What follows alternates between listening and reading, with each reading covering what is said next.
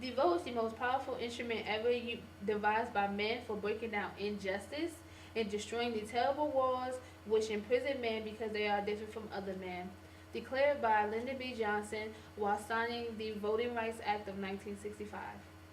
Throughout history, African Americans have struggled with not having the right to vote, having the right to vote with limitations, and having the right to vote today with fewer restrictions. Could you imagine yourself not having the right to vote, not because of the color of your skin? Could you imagine yourself being beaten up, chased down, set on fire, stalked down, and lynched for trying to vote or trying to register to vote? Could you imagine yourself having to take a test just to vote or to pay a poll tax? Today I will be discussing African Americans and the struggles they have fought through to vote over time. First, I'm going to inform you about African Americans and the rights they did not have centuries ago.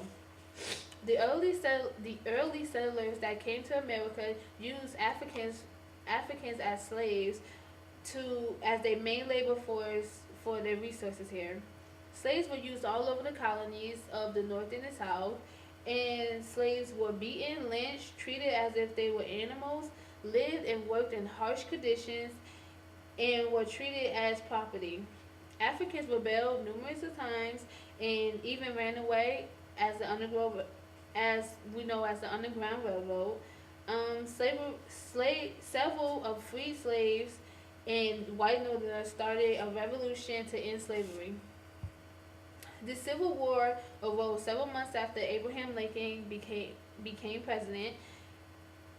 Um, after years of the Civil War, human and millions of lives lost, slavery was abolished in 1865.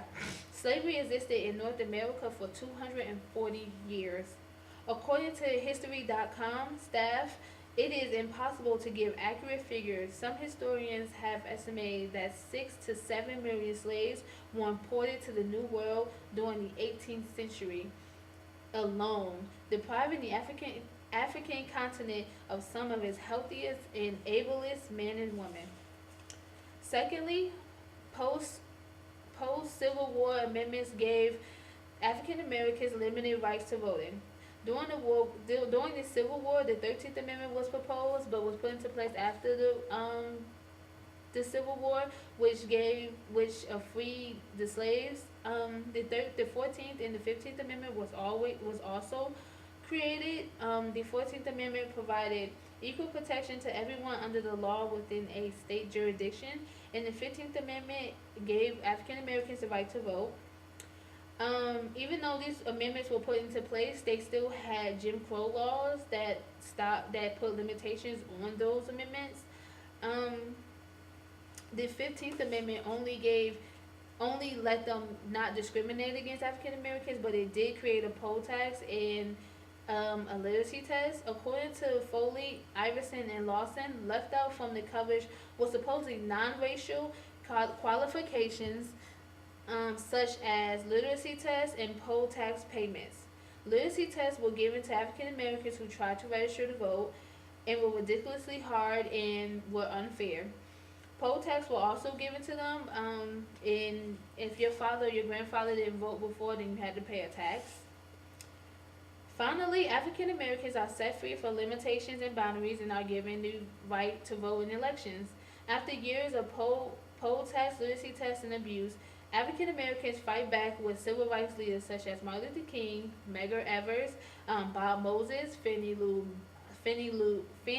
Hamer, and many others. Also, African Americans started peacefully protesting and doing sit-ins. A lot of violence was also captured on TV, so the president also interfered.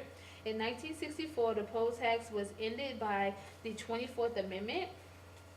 President Lyndon B. Johnson signed the Voting Rights Act of 1965, which terminated literacy tests and gave rights to everyone without any biases. According to overdocuments.gov, the end of the 1965, a quarter of a million new black voters have been registered, one-third by federal examiners. It's a lot. The Voting Rights Act still protects African American voters today. Still in society, African Americans still have the most trouble registering to vote because of restrictions like having a voter's ID, eliminating some same day registrations, and many more other limitations.